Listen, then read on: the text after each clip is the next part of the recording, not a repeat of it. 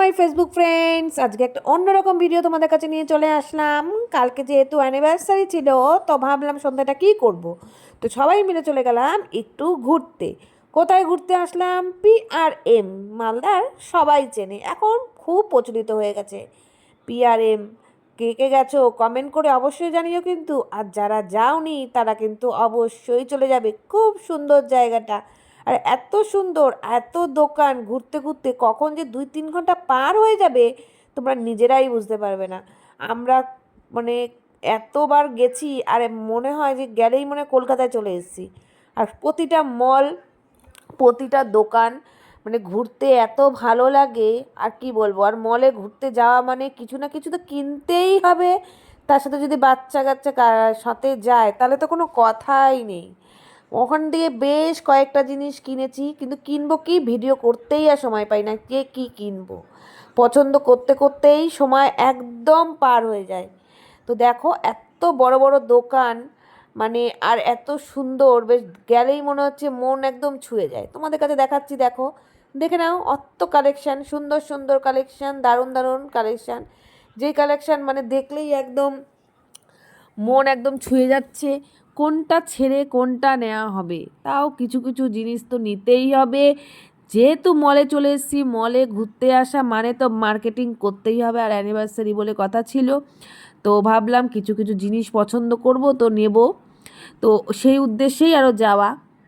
আর শাশুড়ি মাকে নিয়ে যাওয়া হয়েছিল, কারণ উনি কোনো দিনও এই মলটা দেখেনি। তো ভাবলাম ওনাকেও নিয়ে যাই, ঘোরাও হয়ে যাবে। আর এত সুন্দর, এত সুন্দর, এত সুন্দর, মুখে প্রকাশ করা যাবে না। একদম ওপর ফ্লোরে একটা নতুন জায়গা করেছে, সেখানে অনেক টয় রয়েছে, আর কোনো কথা নেই, এত ভালো লাগছে।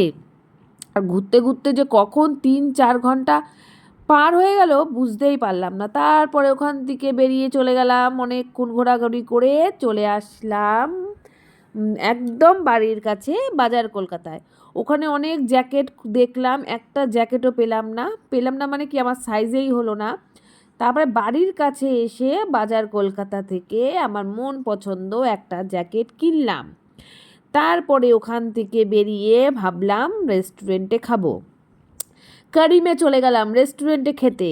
অনেক রাত্রি হয়ে গেছে, তাও কিন্তু ওখানে ভালো ভিড় আছে। তোমরা দেখো, বেশ অনেক ভিড়, মানে তখন বাজে রাত্রির 9:30 হবে, কিন্তু তখনও দেখছি রেস্টুরেন্টে প্রচুর ভিড়। আমাদেরকে গিয়ে প্রায় 20 মিনিট ওখানে বাইরে বসে থাকতে হলো।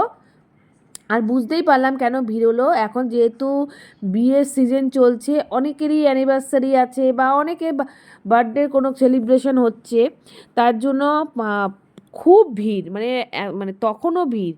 আমাদের বাড়ি আসতে আসতে প্রায় কালকে তো 11টা, 11:30 বেজেই গেছে।